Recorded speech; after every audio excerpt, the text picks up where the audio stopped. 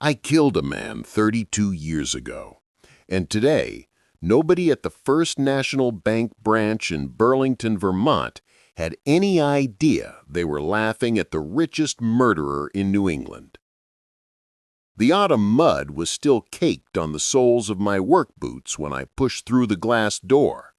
The air conditioning hit my face like a cold slap, contrasting with the crisp 50-degree October air outside. My faded flannel shirt was stained with tractor grease I'd gotten that morning fixing the John Deere. My weathered hands, calloused and thick, clutched a yellowed manila envelope. The receptionist at the front desk looked up and made a face. That kind of face people make when they think you're not looking. She exchanged a glance with her colleague beside her, and both laughed quietly. I didn't mind. I learned long ago that people see what they want to see. I walked to the teller counter. The line was empty. It was mid-afternoon on a Tuesday, right after Columbus Day weekend. The young man at window 3 waved lazily, not looking up from his iPhone. I approached slowly, letting my boots make noise on the marble floor, the sound of mud, the sound of someone who doesn't belong. I placed the envelope on the counter. The young man finally looked at me. His eyes traveled over my clothes, my face weathered by sun and cold New England winters, my old Red Sox cap. He sighed. "Yes, sir?" His voice had that tone that says, "Be quick, you're interrupting my day. I need to make a withdrawal." My voice came out hoarse, rough from years of early mornings in freezing barns. Amount? $200,000. The silence that followed was delicious. The young man blinked, confused, as if I'd spoken another language. He looked at the envelope, then at me, then at the envelope again. 200,000? He repeated, each word dragged out in disbelief. Dollars? Yes. A little laugh escaped him. Quick, nervous, but I heard it. He tried to disguise it with a cough. "Sir, do you have an account here at the bank?" "I do." "And do you have that amount available?" I didn't answer. I just pushed the envelope closer to him. Inside was my debit card, my documents, and a letter. A letter he definitely wasn't prepared to read. He opened the envelope with hesitant fingers. He took out my driver's license, looked at the faded photo from decades ago, looked at me. Joseph William Parker, 73 years old. Address, Maple Ridge Farm, Rural Route 7. "Mr. Parker, let me check this in the system." He typed in my social security number. His fingers were quick on the keyboard, but his eyes froze on the screen. The color drained from his face like water through a sieve. "Is there a problem?" I asked, knowing exactly what the problem was. I need to call the manager," he stammered. "It's just standard procedure for high amounts." I lied when I said I didn't mind the laughter. The truth is that every look of disdain, every muffled giggle, every impatient sigh ignited something inside me. Something old, something dangerous, something that should have stayed buried along with that body at the property line, where I planted fast-growing maples so no one would ever dig. The manager emerged from the back hallway. Patricia Henderson, said the gold nameplate on her navy blazer, hair pulled back in a bun so tight it pulled at her forehead, high heels clicking on the marble like a sentence. She was in her mid-40s, with that posture of someone who climbed up by stepping on people. Her eyes scanned me in 2 seconds. Old cap, dirty clothes, muck boots, working man's hands. She'd already made her judgment before even opening her mouth. "Good afternoon." Her voice was cold, professional, but empty of any humanity. "You're requesting a withdrawal of $200,000? "I am." And are you certain you have that amount in your account? The question wasn't innocent. It was an accusation disguised as procedure. I'm certain. She looked at the young man at the counter, who was still pale, staring at the computer screen. He whispered something to her. Patricia frowned, confused, and leaned in to see the screen. What she saw made her blink 3 times in a row. "Mr. Parker," she began, and I noticed the tone had changed just a little, just enough to show she was recalculating. "This balance here in the system, there must be some error. Could you wait a moment while I verify with the regional manager?" "There's no error," I spoke calmly. "And no, I can't wait long. I have an appointment in an hour." Patricia opened her mouth to say something, closed it, opened it again. The mask of professionalism was starting to crack. She looked around, noticing that some people in the bank were paying attention. She lowered her voice. "Could you accompany me to my office to talk with more privacy? I prefer to handle it right here." Her embarrassment was almost physical. She pressed her lips into a thin line. "Mr. Parker, with all due respect, you arrived here in clothes that are inappropriate, requesting a high amount, and you're causing a certain discomfort." There it was, the naked truth. I was causing discomfort not because of the money, but because of my appearance. I didn't fit into the environment of glass and marble. I smelled of autumn leaves and hay. I was a defect in their system. "Inappropriate," I repeated the word slowly, savoring it. "These clothes are the same ones I wear to manage 12,000 acres of corn and soybeans. The same ones I wore to build the largest agricultural empire in Vermont. If they're inappropriate for a bank branch, maybe it's the bank that's in the wrong place." The silence that fell was dense. Patricia opened and closed her mouth like a fish out of water. In the background, I heard the receptionist whisper something to her colleague. 12,000 acres? Patricia whispered. "That's right. Annual production of approximately 400,000 bushels of corn, plus 200,000 bushels of soybeans, 3,000 head of cattle, and other investments I honestly don't bother to count." Each word was a stone thrown at the window of her arrogance. Now, about the withdrawal. I didn't ask for 200,000 by accident.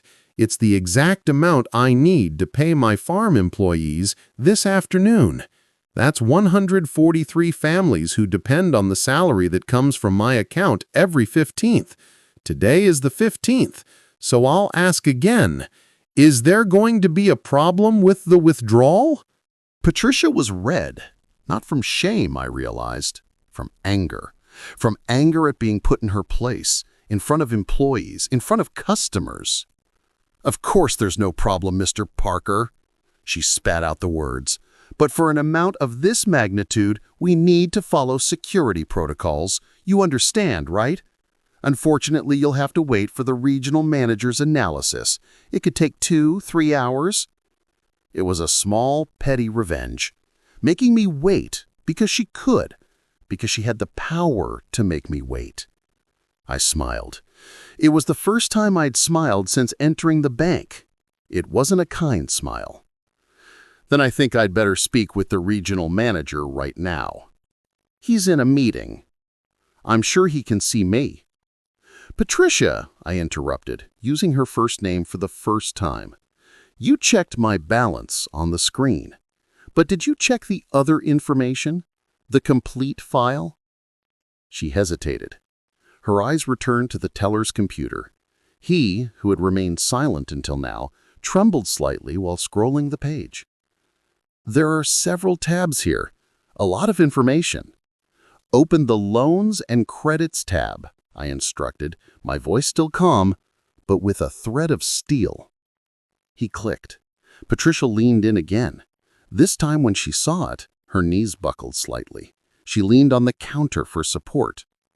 What she was seeing was simple. For the last 15 years, I had loaned money to the bank, not the other way around. I was a creditor. The bank owed me a lot. 420 million. I spoke loudly so everyone could hear. That's how much this bank owes Maple Ridge Farm in debt securities, loans, and guarantees. Want to verify? Go ahead and verify. It's all registered in the system. The air was sucked out of the room. Patricia staggered backward, her hand on her chest as if having an attack. "Impossible," she whispered. "It's not impossible. It's fact. Now, about the regional manager, I want to speak with him immediately." I'd never seen anyone move so fast in high heels. Patricia practically ran down the hallway calling for Richard, asking someone to find Richard to interrupt his meeting, that it was urgent, very urgent. While I waited, I observed the bank. People were looking at me now with curiosity, no longer with disdain. The receptionist was white, probably doing the mental math of how much it cost to laugh at the wrong person. Richard Morrison appeared 4 minutes later. Gray suit, red tie, salt and pepper hair combed back, designer glasses. He came quickly, but tried to maintain composure. Regional managers don't run. Regional managers walk with purpose. When he saw me, he stopped. His eyes widened, not in recognition, but in shock. He didn't expect the millionaire farmer to be dressed like this. "Mr. Joseph Parker," he extended my hand, recovering professional composure with impressive speed. "Richard, pleasure. I came to make a simple withdrawal, but it seems to have become a spectacle." He shot a deadly look at Patricia, who shrank. "I sincerely apologize for any inconvenience, Mr. Parker. We'll resolve this immediately. Please accompany me to my office. We'll do everything with the comfort you deserve." "Don't need comfort. I need 200,000 in cash now." "In cash? 200,000? In physical money?" "Yes." "Mr. Parker, for your safety, it would be much better to do a wire transfer." "Richard," I cut him off, tired. "I didn't come here to be advised. I came to withdraw my money. I have the right to do that. Or is there some new law I'm unaware of?" He swallowed hard. "Of course you have the right.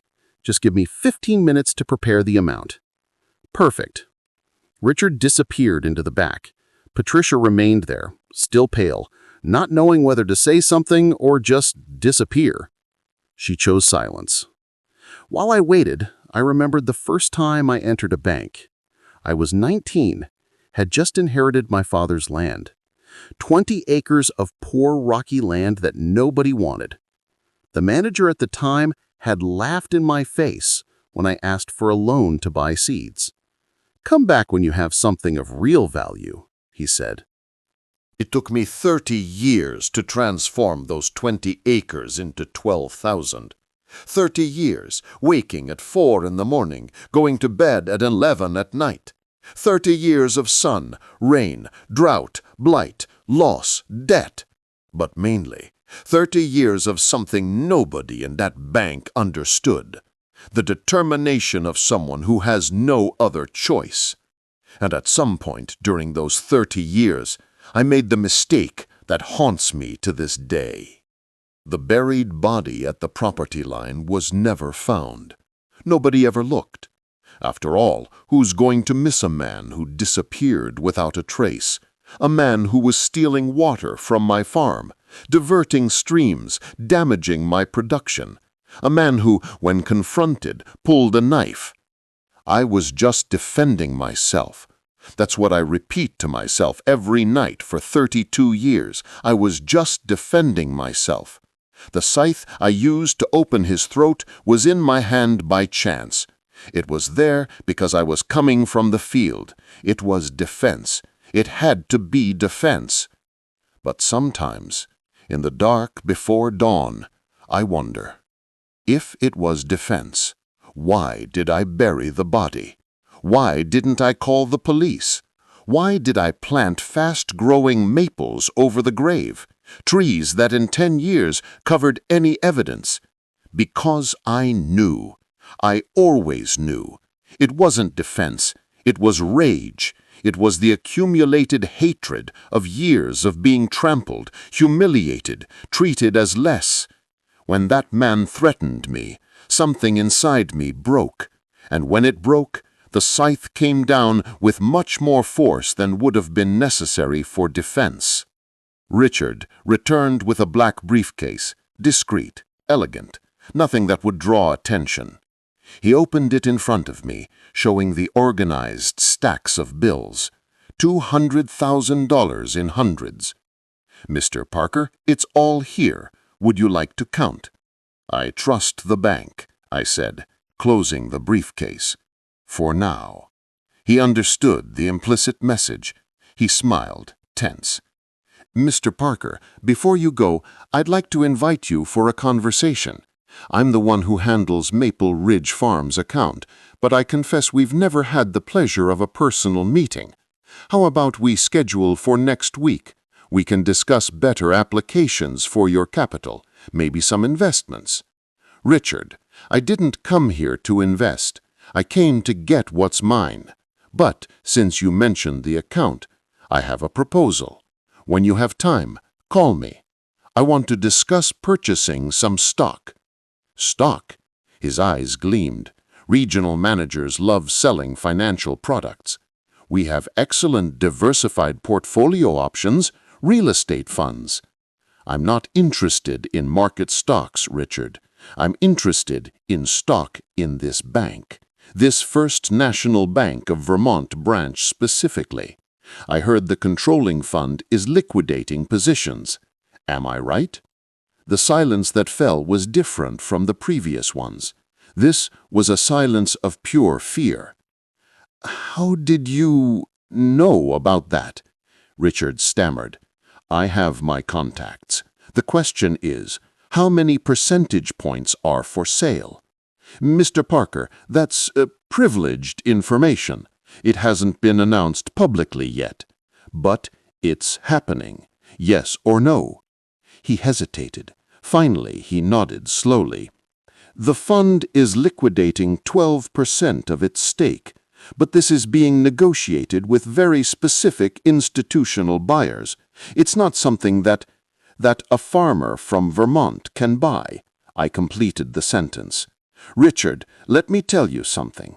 This bank owes me $420 million. But what's not in the system, what you don't see, is that besides that, I have another $600 million spread across liquid assets, properties, investments, gold, treasury bonds.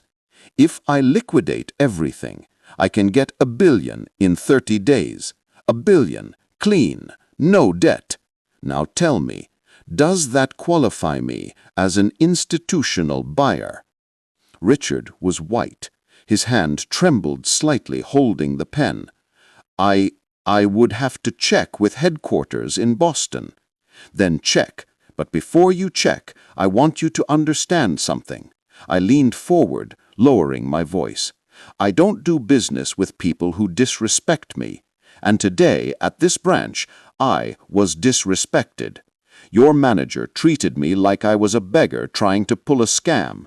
So here's what's going to happen.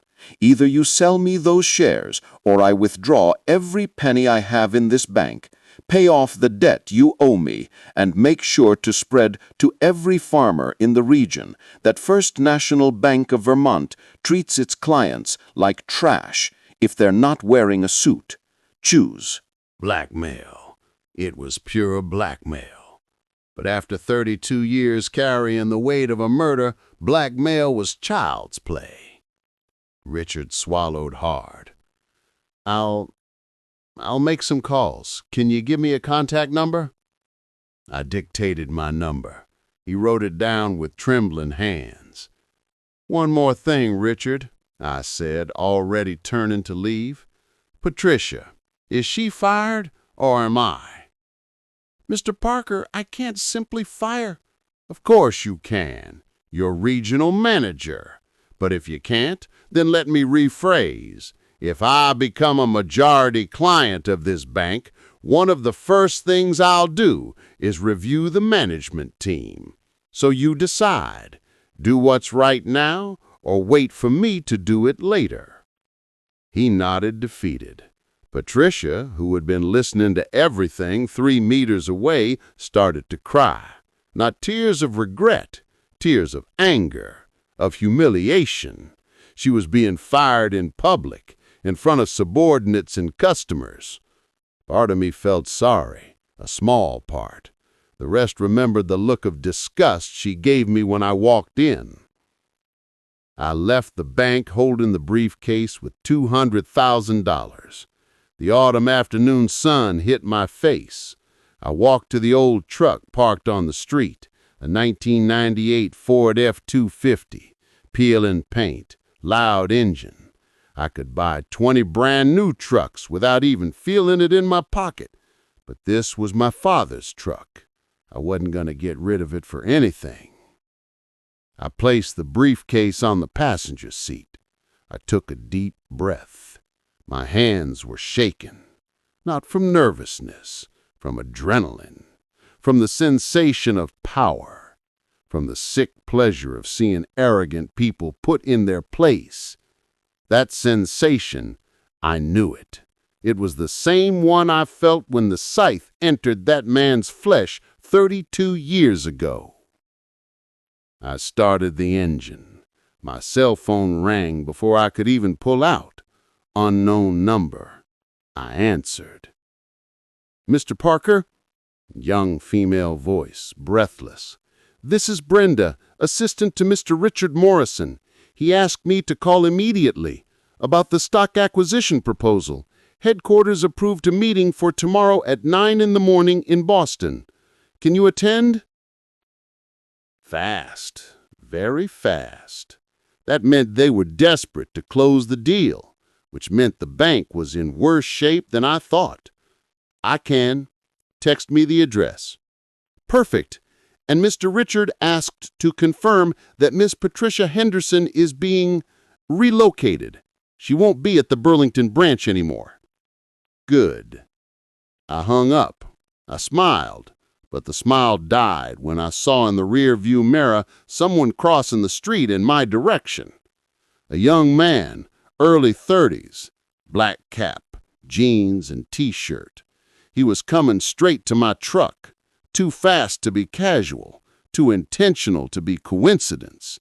My heart raced, hand on the wheel, ready to accelerate, but he knocked on the passenger window before I could do anything. I looked at him through the glass. Common face, nothing distinctive, but his eyes had something that froze me. I rolled down the window slowly. "Mr. Joseph Parker?" he asked. His voice was calm, controlled. "Who's asking?" "My name is Daniel Morrison. I think you knew my father a long time ago." The blood turned to ice in my veins. Morrison. That was the surname of the man I killed. James Morrison, the land invader, the water thief, the man with the scythe in his neck. "Your father," I repeated, my voice coming out higher than I wanted. "That's right. He disappeared 32 years ago. He left to work on a farm near the border of your property. Never came back. The police said he probably ran away, abandoned the family. You know how it is. But I never believed that. My dad wasn't the type to run." Every word was a stab. Every word was precise, surgical. "I'm sorry for your loss," I managed to say, "but I don't know how I can help. I didn't know your father." "Are you sure?" He tilted his head, studying my face. "Because I have a witness, a former employee of yours, retired now. Mario, remember him? He worked at Maple Ridge from 1989 to 2005. He told me an interesting story about a day in October 1993, about a confrontation at the property line, about shouting, about you coming back alone covered in blood, saying you'd hurt yourself with the tractor." The air became heavy, viscous, hard to breathe. Mario is old. He confuses things. I tried, knowing it was useless. Maybe he is, but he remembers other things too. He remembers you ordering maples planted in that exact spot. Maples that are now over 30 years old, with deep roots. Roots that, if someone decided to dig, might be wrapped around something more than soil. My fist clenched on the steering wheel. What do you want? There it was, the question that changes everything. Because blackmail always wants something. Daniel smiled. It wasn't a pleasant smile. I want justice, Mr. Parker. I want my father to have a decent burial. I want his death to be acknowledged. But more than that, he paused, I want the man who killed him to pay, somehow. I can't give you that, I spoke, my voice trembling. I can't bring your father back. No, but you can do other things. For example, you're about to buy stock in First National Bank, aren't you? I heard gossip in the bank while I was waiting for you to come out. 12% stake. Must be worth about 50 million? 60? He knew too much. Had planned too much. What do you want? I repeated. Half. Half the shares in my name, as compensation for the life you took. As compensation for me not going to the police right now and telling them everything I know. Mario is willing to testify. With today's technology, they can dig, do forensic analysis. I bet they find something even after 32 years. It was blackmail. It was extortion. It was a crime. But he was right. If the police dug, if they found remains, if the DNA matched his, my life was over. Everything I built, destroyed, prison, trial, public shame. You don't have solid proof. I tried one last card. A memory witness isn't proof. Disturbed soil isn't proof. I don't have proof that would convict in court, Daniel agreed. But I have enough proof to destroy your reputation, to make the police investigate, to make the media run those stories. Billionaire farmer suspected of murder. Even if you weren't convicted, you'd never have peace again. And I doubt the bank wants to do business with someone under criminal investigation. He was right, completely. Let me make you a counteroffer, I spoke, surprised by the calm in my voice. I'll pay you $10 million in cash, now, immediate transfer. You disappear, never talk about this again, and everyone moves on with their life. Daniel laughed. $10 million? Do you really think my father's life is worth $10 million? No, Mr. Parker. Half the shares or the police. Choose. You have until tomorrow at 8 in the morning. The meeting's at 9, right? Send me your answer by text. He placed a paper on the truck's dashboard, a phone number written by hand. See you tomorrow, murderer, he said and walked away. I sat there, paralyzed, watching him disappear into the crowd. My mind was racing at 1,000 miles an hour. Options. I needed options. Pay the blackmail? That would never end. It would be eternal bleeding. He'd always come back wanting more. Go to the police first? Confess? Claim self-defense after 32 years? Impossible. I'd be judged for covering up the crime, for concealing the body. Do something permanent with Daniel. The idea emerged, dark and tempting. An accident. People disappear every day. But I wasn't that man from 1993 anymore. Or was I? Did I ever stop being him? My cell phone rang again. Another unknown number. I answered angrily. What is it? Mr. Parker? This is Sheriff Tom Anderson from Burlington. We know each other from the Farm Bureau, remember? My blood turned to ice. Why was a sheriff calling me now? I remember, Sheriff. What can I do for you? Look, it's like this. I received an anonymous tip this morning about a possible old disappearance there in the region of your farm, early 90s, a guy named James Morrison. Do you remember anything? His voice was casual, friendly even, but it was the casualness of a predator who's already smelled blood. James Morrison. I pretended to think. Name doesn't ring a bell, Sheriff. It's been so long. In the 90s, I had many temporary workers, people who came and went. Could have been one of them. The tip says he was last seen near your property, that there was a conflict over water diversion. Daniel. It had been Daniel who called. He was tightening the noose from all sides. Sheriff, there were a lot of people invading land back then, stealing water, hunting, clearing land. I always resolved everything through conversation. called the police when necessary. There was never any violence." "I understand. Well, it's just a routine check. Anonymous tips usually don't amount to anything. But I'm required to investigate. You know how it is. I'll need to ask some more detailed questions. Can you stop by the station this week?" "Sure, Sheriff. Can I come Friday?" "Perfect. And Mr. Parker, if you remember anything about this James Morrison, let me know, okay?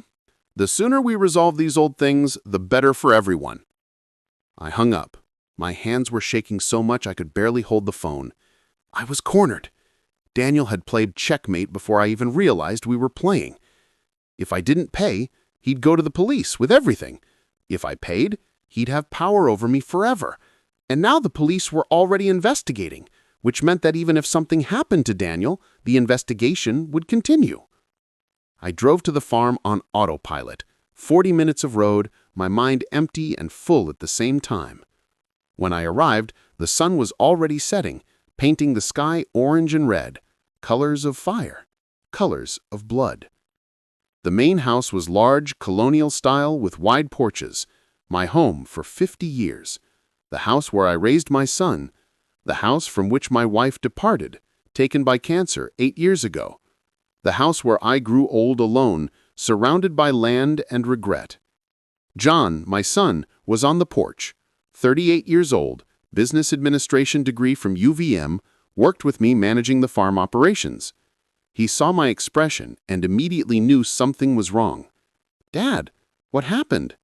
"Nothing, just a tiring day." I lied. I always lied to him. About everything. "The briefcase? Did you get the money?" "I got it. It's here. Tomorrow you'll make the payroll." John took the briefcase, but his eyes remained on my face. He knew me, knew my lies. "Dad, are you sure everything's okay? You're pale." "I'm fine, John. I just need to rest." I entered the house, went straight to the office, locked the door. I sat in the leather armchair that was my father's, his father's, his father's father's. 4 generations of Parkers had sat in this chair. 4 generations of men who built this empire with blood and land. And I would be the one to destroy everything because of a mistake from 32 years ago. I picked up the phone, looked at the paper with Daniel's number. My fingers hovered over the keyboard. Then I heard a knock at the door. "Dad, there's someone here to talk to you. Says it's important." My heart almost stopped. Daniel. He came to the farm, came to pressure me even more. "Send them in," I said, resigned. The door opened, but it wasn't Daniel who entered. It was a woman, early 50s, graying hair, face marked by time, simple clothes, old purse. She stopped in the doorway, looking at me with a mixture of fear and determination. "Mr. Parker," she voice trembled, "I'm Sarah. Sarah Morrison. James Morrison's widow."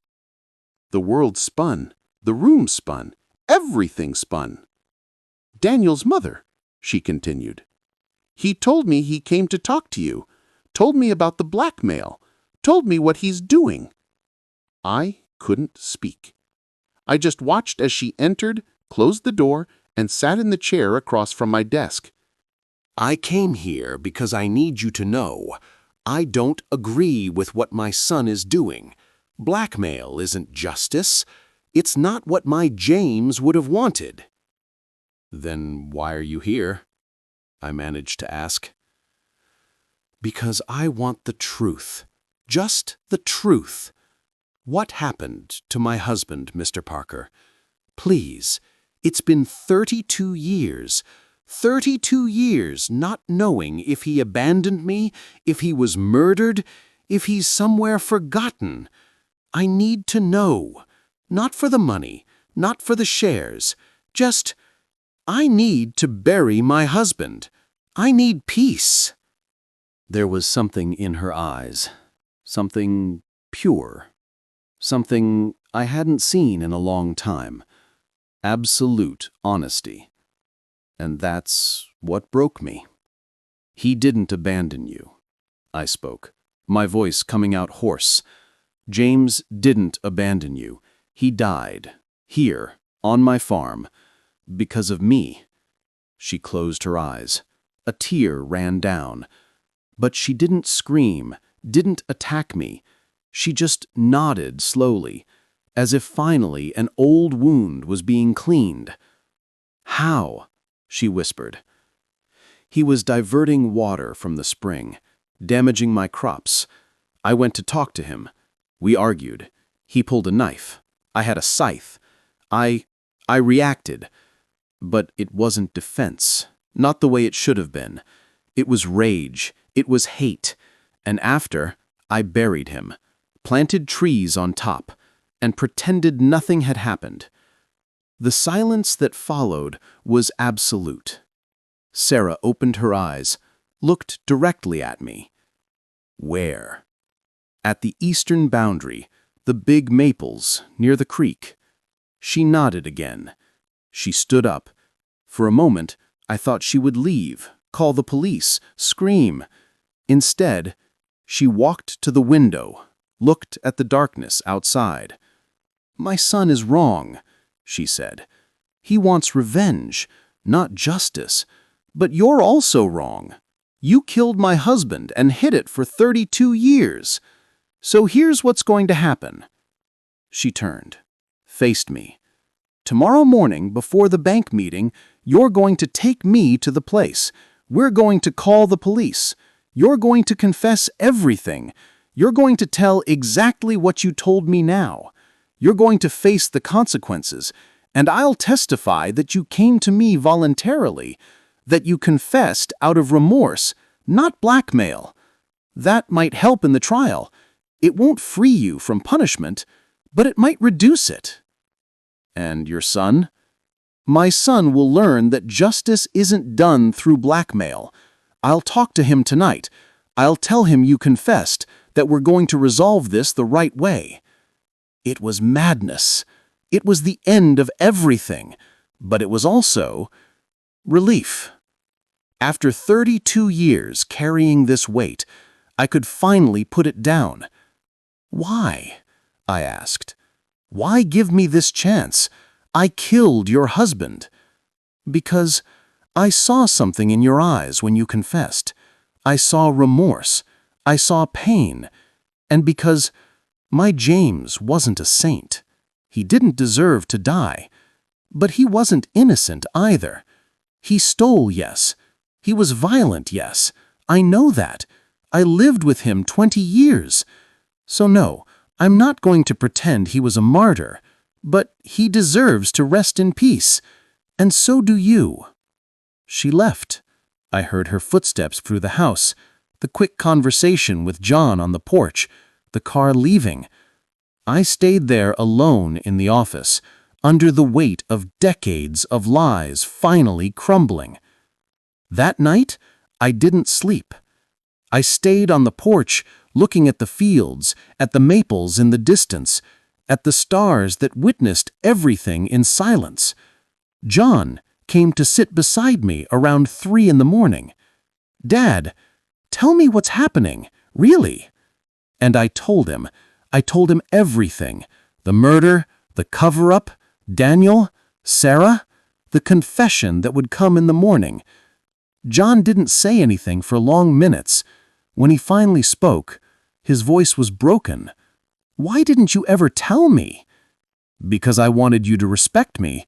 I wanted you to be proud of the father who built all this, not the father who killed a man and buried the body like a coward. I would have understood.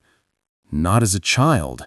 And later time passed, and lies have deep roots, John, like maples." He laughed. It was a sad laugh, without humor. "What's going to happen to the farm? To everything?" "It'll be yours. Everything's in your name, legally.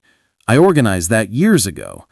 You'll continue the Parker family legacy, the real legacy, not the one stained with blood. I don't want to continue without you." "You'll have to. And John, don't make my mistakes. Don't let anger become violence. Don't let pride become arrogance. And never bury your mistakes. Face them." At 6 in the morning, Sarah came back. She brought Daniel with her. He was different, head down, ashamed. Sarah had talked to him, told him about the confession, explained that blackmail isn't the way. "Mr. Parker," Daniel said, not looking me in the eyes, I apologize for the blackmail. My mother's right. That's not what my father would have wanted. Your father had his flaws, but he didn't deserve what I did. And you have the right to be angry. I'd take everything from you too if I were in your place. We all got into my truck. I drove to the eastern boundary. The maples were enormous now, majestic, 32 years of growth. Their shadows covered the ground like a blanket. "It's here," I said, pointing to the area between 4 specific trees, about 10 feet deep, more or less. Sarah knelt there, touched the earth, finally cried, soundlessly, just tears flowing.